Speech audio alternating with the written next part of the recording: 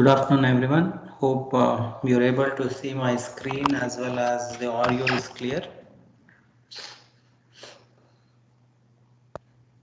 Right, great. Okay, let's continue with our discussion with the OS concepts. So I think this is a point where we stopped in the last class. We were basically discussing about these child process creation, parent and child process creation.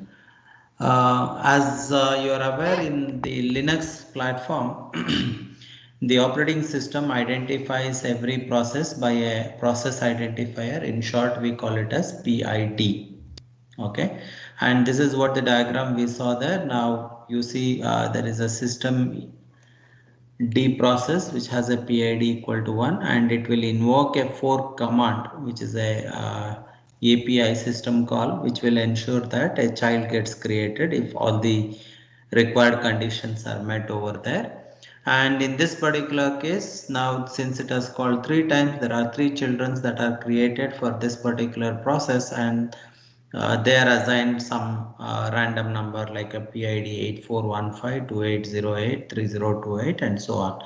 So internally this is going to be maintained in a tree hierarchy so that it is easy to know which who is a parent and who is a child of that particular parent and so on. Right? As I already told, fork is the system call which we use it in order to create a children, and there is another system called as exec, which will replace the process memory space once a new program is basically created over there. And typical behavior is the parent is going to after fork, the parent is going to wait until the child completes its execution and terminates that particular child process. That's what is indicated over here. So once fork is there, the parent enters into a wait state, the child process continues its execution. Once it completes it, the entire task, it is going to call a system called an exit, which will terminate this particular process, and control comes back to parent process. From there onwards it can proceed further. Okay, so now this is a sample C program wherein we have used a fork command in order to create a child process, and we basically try to do demonstrate how these childs are created. So we'll run this particular program maybe in coming classes. I don't have a Linux platform here. Mine is a Windows OS. I'll just try to install some kind of emulator and demonstrate these things in the coming classes, rather than we running through some code in a theoretical manner. We'll try to write couple of programs and play around with this particular fork and wait command over there. Okay, so typically what happens is the parent is going to execute an wait command so that it will wait until the child terminates. That's exactly what is indicated here. The parent is executing a wait system call with some address, so that once the child terminates, the parent will come to know that the child has been terminated. So the exit status of the child is indicated, informed to the parent. Depending on that, the parent can take an action over there. Right? So we'll look into the more details of those in the coming classes when we write that particular program over there. Right? Some of the parent doesn't write and wait system call, and in such cases what happens is such childs are called as zombie childs, and in some cases the parent terminate itself without waiting for the child to get terminated. In such cases the processes are child processes are called as orphans over there. Okay, so these two terminologies you just remember, zombie processes and orphan processes. These are some questions that you'll get it in the campus recruitment drive and so on. What are zombie processes, orphan processes, and so on. Right? So that's some small piece that I was supposed to complete in the last class. Let's move on further with respect to scheduling in this particular class. Okay, as usual, we have taken the material from the standard textbook. Now, Typically, when I'm trying to run these processes in a single CPU core system with only one processor and one core, so all that we try to do is I assign a particular process to one of the core of the CPU, and there are two ways of doing it. The process might require some kind of IO operation. So if I don't remove that process from CPU when there is a requirement for IO, so what will happen is the CPU will be idle for some time until that particular process completes an IO, and there onwards the CPU can resume its operation. But what happens is the CPU has to wait until it completes the IO operation, so which is basically wastage of CPU time over there. Okay, and if there are someone else who is waiting in the ready queue, then they will not get the access of CPU, which is absolutely not acceptable. So it controls the multi-programming abilities over there. So our objective is CPU resource is very limited, and hence we need to utilize it to the maximum possible extent. So I would say we need to have a CPU utilization rate of 100%, but which is not practical. It is not ideal. It's only an ideal thing that I can talk of. But generally anywhere between 40 to 80%, 90% CPU utilization is what we actually will be able to achieve it over there. So what we would like to do is whenever some process will stick with IO processes, IO operations, so remove such processes from the CPU and assign another process which is there in the ready queue to the CPU, so that the CPU can be utilized over there. Okay, so this is what we would like to do it, and how do we try to do that is the next question. So you require a scheduler to do that particular operation. So the idea is pretty simple. Whenever something requires some kind of additional information, we a process need to hide, wait for some time, remove it from the CPU. Whatever CPU becomes available, assign it to the next waiting process which is there in the ready queue. So this is true with single processor, single core architecture. The same can be extended with multiple CPU as well as multiple cores over there. Our idea is to keep all the CPUs and all the cores busy as much as possible, so that the best possible utilization of CPU is available, and it will enhance the end user experience over there. So typically what happens is a generic program will have a set of CPU execution that need to be done, followed by some set of IO instruction need to be executed. Again, it will once the IO is complete, it will once again have some set of CPU instructions that need to be executed with the CPU. Then again some IO operation, then once again some CPU operations, and so on, right? So this is what is the cycle that's going to be followed. So what happens in this particular model, what we are trying to do is whenever it requires a CPU, what we call it as CPU burst over here, you assign the processor to this particular set of instruction or the process. Once it is done, remove it and put that into IO buffer or the IO queue over there, so that it can complete its IO operation. Once it is done, once again assign it back to the CPU depending on the scheduling criteria. Again, when it requires an IO, swap it out and give the processor to next program, and so on. You keep doing this particular thing. By the way, can you recollect the name for this particular process? Assign a particular process into a processor, and when an IO will come out, remove that from the processor and assign the processor to the next waiting process. So we had called some technical name for this particular thing. Can you recollect what it is? Anybody?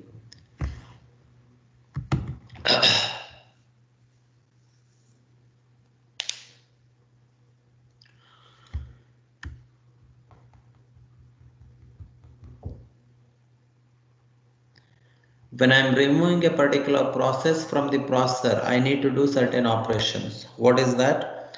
The present state of the memory, present contents of the register, everything need to be stored into the PCB of that particular processor, and whatever process that's going to be loaded next, their memory, their register content need to be picked from there and put it back into the memories and registers over there.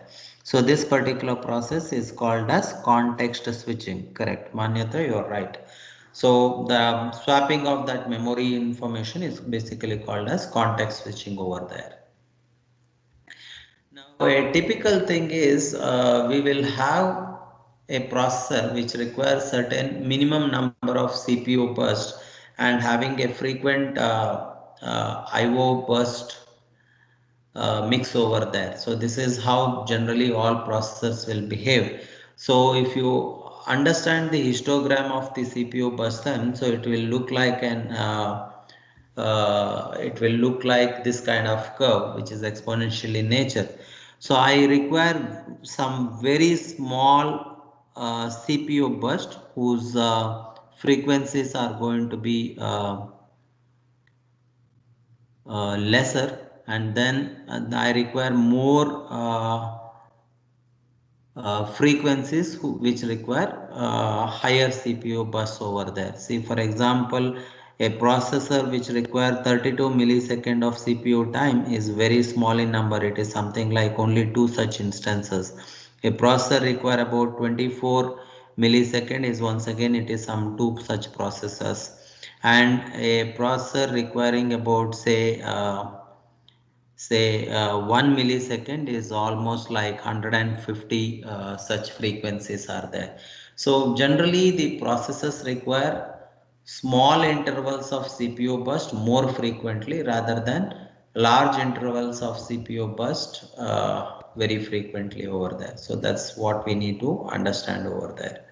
So this is the common one. The reverse is also possible if something is very intense in computation and less of user interventions are required. In such cases, the graph becomes the reverse of it. It requires higher duration of CPU utilization more frequently rather than lesser CPU requirement will be required very infrequently over there in such cases. But this is the general approach over there. And short-term scheduler is the one who is responsible to perform this particular scheduling operation. So what is scheduling we are talking? There is something which is available in the ready queue or in the main memory. You need to assign the for such process you need to assign a processor over there. Okay, CPU scheduling decision may take place when a process is satisfying one of these four conditions. What are the possibility? Whenever a process switches from the running to waiting state because let us say some interrupt has occurred. So from the running state, it will once again come to a waiting state so that an interrupt handler is invoked and it is going to resolve the interrupt over there. So that's one case.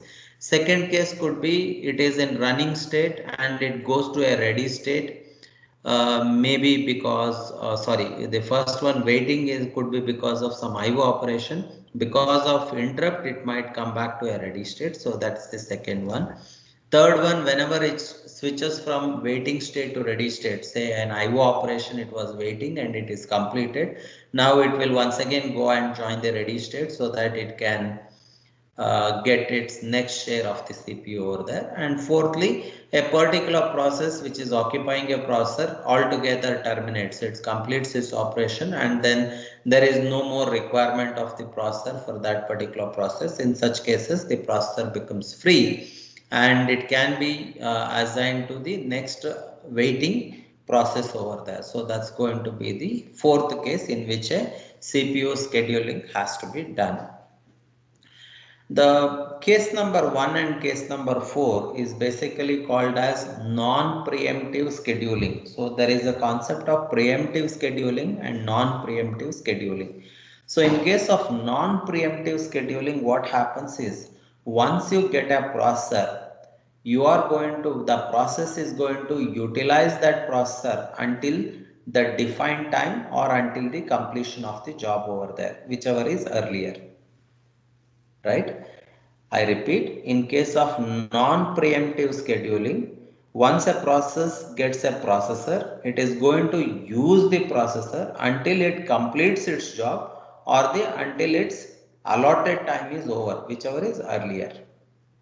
So in case number 1 and 4, it becomes non-preemptive. So case number 4 is pretty straightforward. It terminates, so it is done with the process. So it will leave. Case number 1, because of an IO operation, it need to go to a waiting state. So in such cases, it will automatically leave the processor and it will move to a waiting state over there. So they becomes non-preemptive in nature.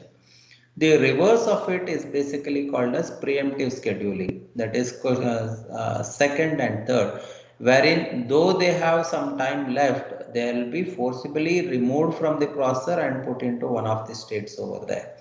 Now, in case of preemptive scheduling, it could be because of some higher order priority job might have come in, which needs immediate attention. So in such cases, it is going to be preemptive in nature. For example, let us say you have gone to an casualty of an hospital just to treat yourself for some minor, let us say, cold or cough.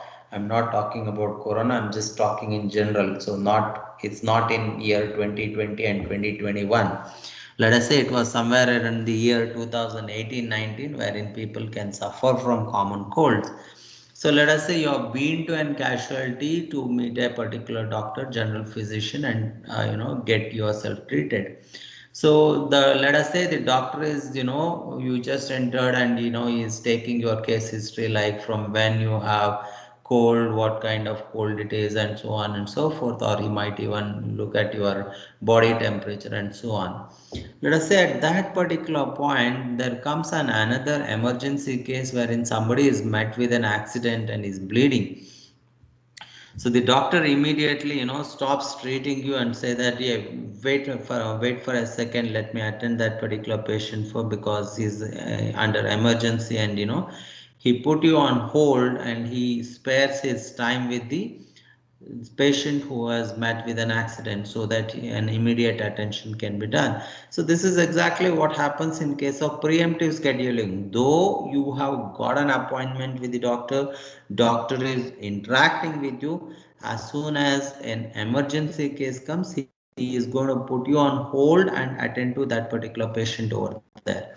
Similarly, a process has got access to a processor. It is in between the execution, but since an higher order prioritized job comes in there, the processor is going to be putting you on idle state or hold state, and it will just go and attend the higher order process over there. So that kind of approach is called as preemptive scheduling. Now, non-preemptive is pretty safe, but only thing is it has its own disadvantages, because all others need to wait until they get their time. So even if a higher order process comes, and if you are following a non-preemptive scheduling, then it need to wait until this particular process which has got the processor completes its time over there. Most of these operating system works on preemptive mode, especially the modern day operating systems works on the preemptive mode, so that somebody requires an higher attention can be immediately attend to it by the processor over there. Unfortunately, preemptive scheduling can result in a race condition. Okay, so you need to handle this particular race condition. Now, what is this race condition? Let us say a bunch of processes are actually sharing a particular data over there. Let us say when even before this higher priority process comes in, some other process is actually executing with the processor, and it is accessing that particular shared data. It is in the process of updating that particular content. By then the higher priority task comes into picture, and the lower priority task is preempted, and the higher priority job is actually got the access. Unfortunately, this higher priority job is going to access the same shared memory content. It is going to access that data and execute it. But what you can understand here is your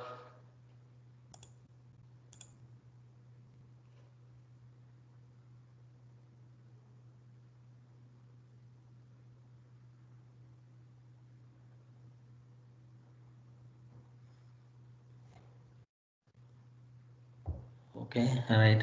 So where we were somewhere here.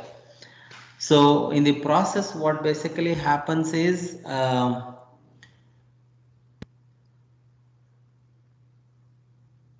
the data was not in a consistent state. You know, some other process were basically trying to access that particular, it was trying to update it. By then a higher priority job came into picture and it started accessing that particular data, and it updated that particular information over there. So the data inconsistency problem will come into picture. If you remember, I have given some similar example with respect to ATM and bank transaction. You know, the bank manager is supposed to update the balance. By then you withdraw some particular money from the ATM, and if there is no proper data synchronization, then you know, you are going to get an inconsistent bank balance over there. Same thing can happen in case of the OS. So we need to have a control on this particular data handling method. Of course, we do have a concept of lock, so that, you know, before I do any changes, I just lock that item, do the updation, and then I unlock, so that no one else can access in between. So we'll be able to handle it with these kinds of techniques over there. So there is a separate chapter on that particular concept. We will take it up as and when we come to that particular issues over there. So we can solve this particular race condition. That's why people have moved to a better approach, which is preemptive scheduling over there. Okay. So moving forward, there is a dispatcher which is basically doing this particular job. So it is going to perform the context switching over there, and then it is going to put the switching, it is going to put the machine into user mode. I remember, I hope you remember that there are two modes in the hardware level. One is the user mode and the other one is kernel mode, so that, you know, we can differentiate which is basically user executed program and which is basically the system executed program over there, right? So the dispatcher is the one which is going to set this particular user mode as and when the user program is getting executed. The dispatcher is also responsible to start the program from where it has executed by the last time, where till when it has completed. From there onwards it has to continue, restart over there. So dispatcher is the one who is going to handle all these things, but there is a delay involved in doing this particular thing. So that is called as dispatch latency. That is, you know, loading all these things into the system and setting up these information. So that particular small milliseconds of delay is basically called as dispatch latency over there. So one question. Yeah. So can the dispatch latency be reduced anytime? That's unavoidable. We can't do anything with respect to that. Shall we proceed further? Okay, now before we schedule something, so what are these criteria that our scheduling algorithm need to take care before we devise some algorithm over there? There are basically five different techniques. We are five consideration factors that we are trying to take into account. So one is CPU utilization. So I want to keep my CPU as busy as possible. Ideally, I say that my CPU has to be 100% occupied, but in reality, it is not possible. So if your algorithm is good, then you might end up getting a CPU utilization rate anywhere between 40 to 90% over there. So what do we mean by CPU utilization? The number of time let us say in millisecond, wherein the processor is busy executing one or the other process. Suppose I am running my system for say 100 seconds. If my CPU is occupied, let us say, by 88 seconds, the rest 12 second only it kept was idle, no other process was running on it, then my utilization rate is 88 by 100 into 100%. So that basically makes it 88% over there. So this is what we call it as CPU utilization. And as you can guess, we want to have maximum CPU utilization is what we are expecting to get it over there. Now, apart from this, the second criteria that we will try to look at is throughput. That is the number of processes that complete their execution per time unit. Say there are 100 processes that are submitted for execution, and I would like to see what is the time that is required on an average for a particular process to complete it, right? Some process might complete its execution in say 20 seconds, some might run it in up to 40 seconds, some might take it about say 200 seconds, some might get over in just 5 seconds, and so on. So what is the average time a particular process takes in order to complete its execution is basically called as throughput over there. And what you can expect, throughput should be maximized or minimized.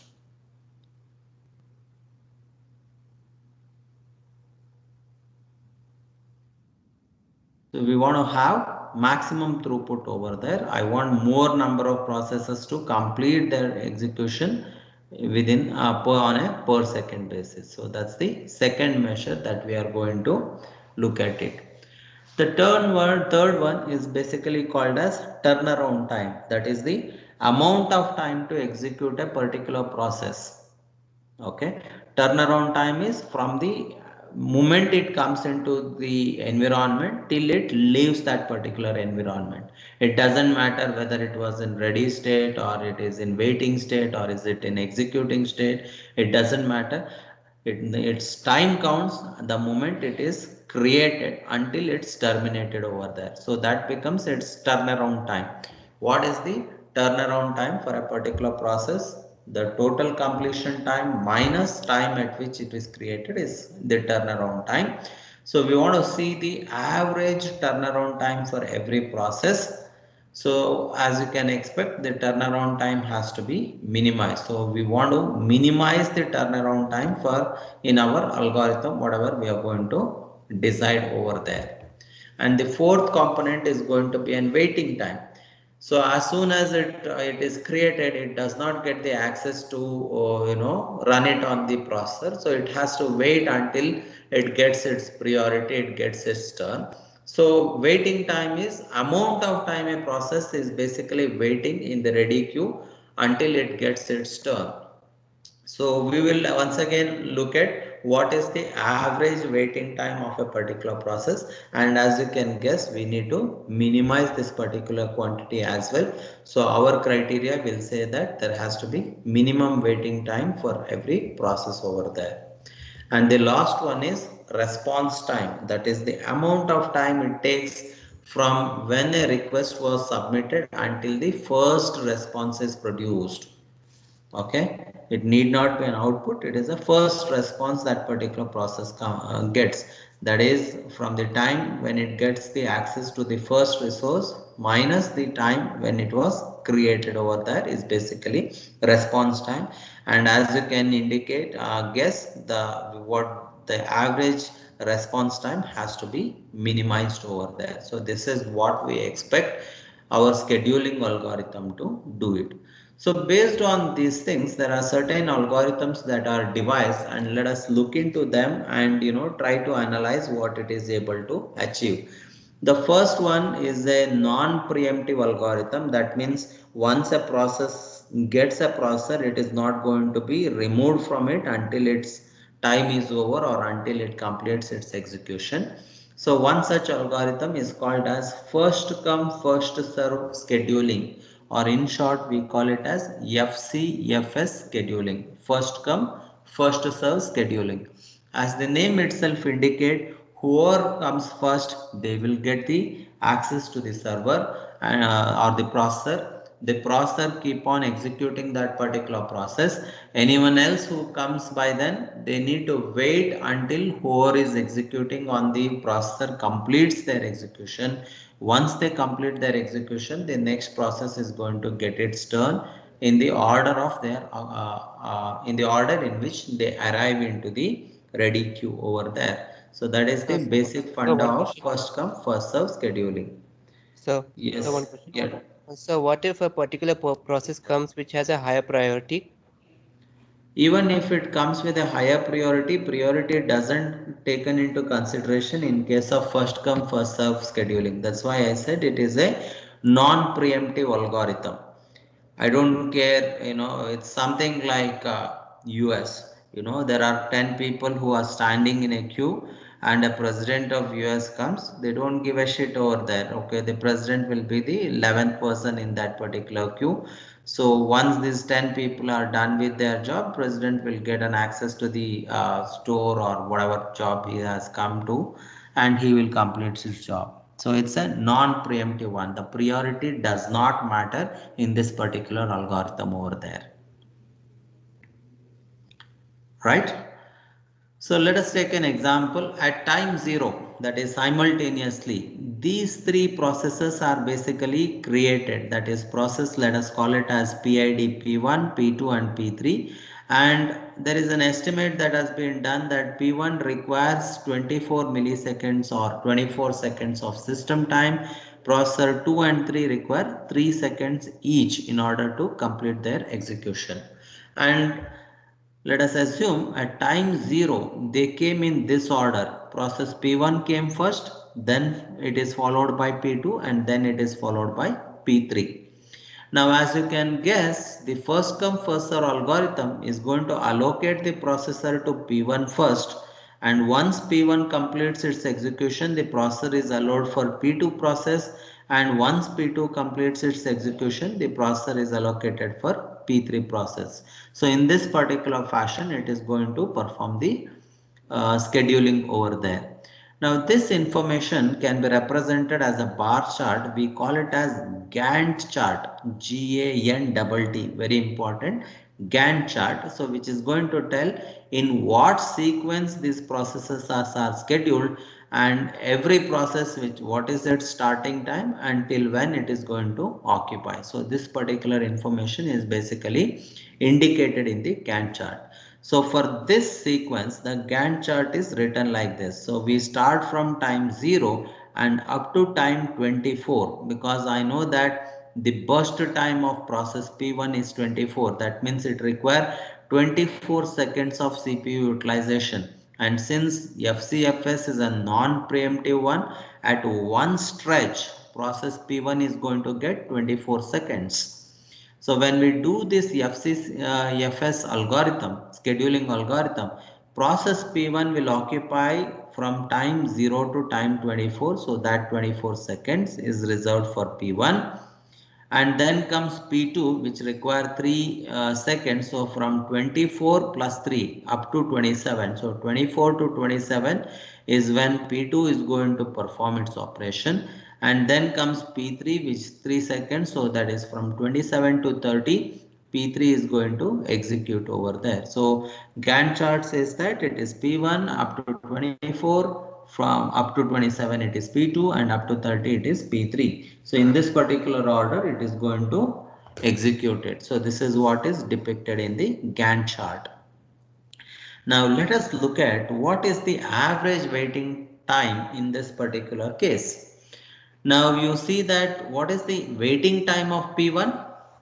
You know that all three processes arrived at time 0 in this fashion. So P1, if you look at the Gantt chart, it started its execution from time 0 and up to time 24. That means it never waited even for a single second. It didn't wait, right? It came here. As soon as it come here, it got the access to the processor over there. So it never waited anywhere. So waiting time of P1 is basically 0 seconds. What is the waiting time for process P2? You know that P2 also came at time 0, but where is that P2 got the access? It got access in the 24th second.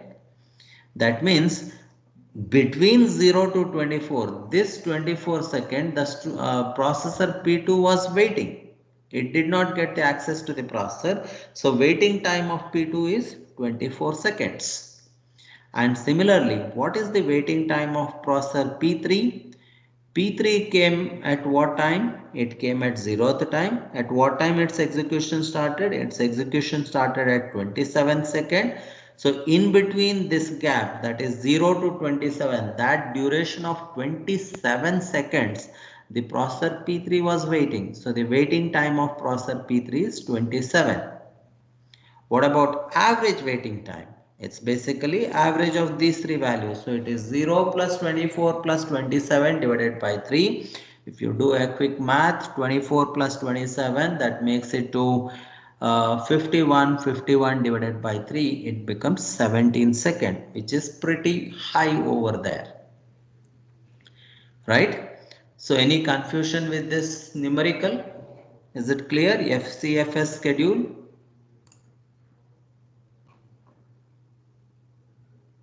Any doubts to anybody? FCFS?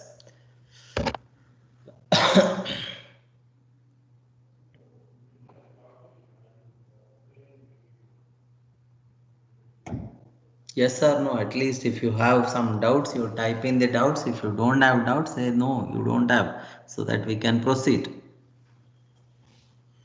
These are some important scheduling algorithm, numericals. Everywhere you will be asked about these things, so make sure you understand these things. No doubts. Okay, great. So if there are no doubts, then let us do one thing. Sorry. We'll take up the same example, but we will change the sequence in which it is arriving. So instead of P1, P2, P3, let us say it appears in P2, P3 and P1 format. You got the point? The same three processes with same three burst times, but the way in which they arrived at time 0 is P2, P3, P1. So first P2 process comes, then P3 process comes, and finally P1 process comes. And let us try to apply first come first serve algorithm on this. Write a Gantt chart, calculate waiting time of every process and find out average waiting time for the entire setup. Let us see what answers you will get. Try to do it by yourself. Let us see the answers. I repeat, so P2 comes first, then P3 and finally P1. Okay, somebody is quick. Amar, 4.5 seconds. Anyone else?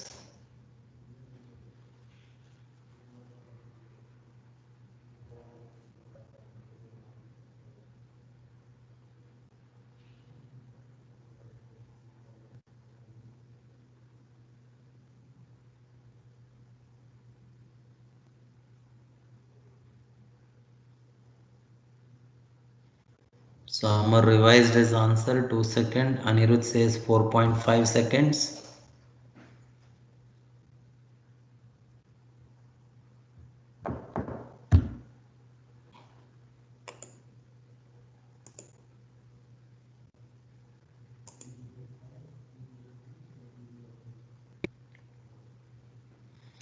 Any other answers? I'll wait until I get some answers.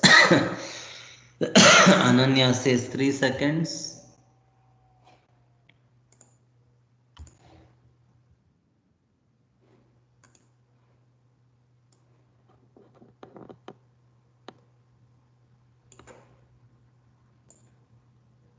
Any other answers?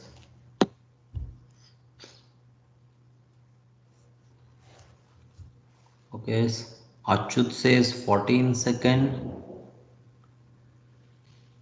9 by 3, not 9 by 2. 3 second. Aishwarya says. Durga Lakshmi 3 second. Bhavna says 3 seconds.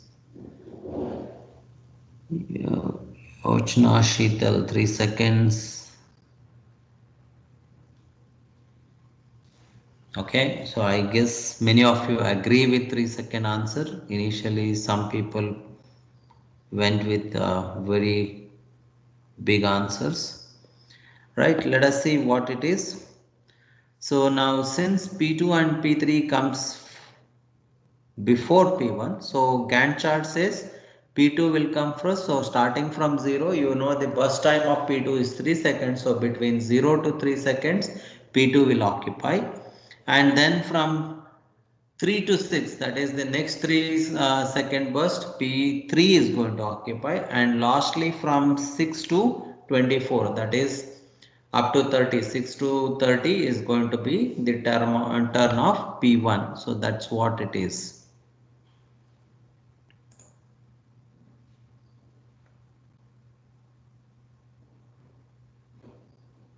Right.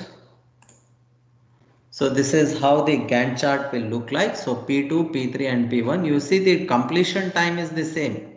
Earlier also it was up to 30 seconds. Now also it is up to 30 seconds. But the way in which they got hold of the processor is a different order. Now look at the waiting time of P2. It came and it started the execution immediately. So waiting time of P2 is 0. What about waiting time of P3? It came at 0 and started its execution at 3. So its waiting time is basically 3 seconds. What about P1? It came at 0 and it started its execution at 6 seconds. So the waiting time of P1 is 6 seconds. So P1's waiting time is 6, P2 it is 0 and P3 it is 3. And what about average waiting time? So it is 6 plus 0 plus 3 divided by 3. It turns out to be 9 by 3, which is basically 3 seconds over there. So that's the majority of you have given that particular answer. I appreciate your efforts. Good. So those who have done it wrong with some other answers, please make a note of it. I think some of you divided 9 by 2, getting it as 4.5. So please rectify it. We have 3 processes. So it is 9 by 3 over there. And you can compare the same processes by changing their way. The average waiting time has drastically reduced from 17 seconds to 3 seconds. So that's a great improvement that is possible to achieve in this particular case. Now this effect is called as conveyor effect, that is the short processes are behind the long processes, then it is unnecessarily increasing the average waiting time over there. So something like, let us say there is one processor which require a lot of computing resource, and there are other processes which are having a small requirement of computing resource but a frequent IO processes. Then what will happen is the long process, the process which requires very long duration, will take it as, occupy the processor. So all others will be waiting in the ready queue. And once that long process is done, it will go for IO operation. By then these small processes which require a small CPU burst will quickly execute themselves, and they'll also come and join the IO queue over there. Then what happens? The CPU is basically idle, and when this long process completes its thing, then it will once again go back. By then the IO process queue becomes idle. So though the order is basically having a lot of impact over there, we are not effectively utilizing the available resources over there, neither the IO devices nor the CPU scheduler, CPU utilization over there. So that design is considered very bad. So the advantage of FCFS is it's very simple to do it. All that you require is a queue, it may be implemented in the form of a linked list, should be sufficient for us, and just follow that queue one after the other, nodes one after the other, and just assign the process over there. Disadvantage is these things: the average waiting time and turnaround times are going to be pretty high in case of FCFS. If at all there is a process which has a huge CPU requirement, comes ahead of the small requirement CPU requirement processes over there. On the other hand, this, you look at this case, it is pretty comparable over there. Its performance is pretty good because that large requirement of CPU was placed in the end. So in such cases, it doesn't make difference, but the converse is basically creating problem for us. Right. So this is one type of algorithm that we were supposed to cover in today's class. Next class, we will see more such algorithms. Right. Okay, then thank you very much.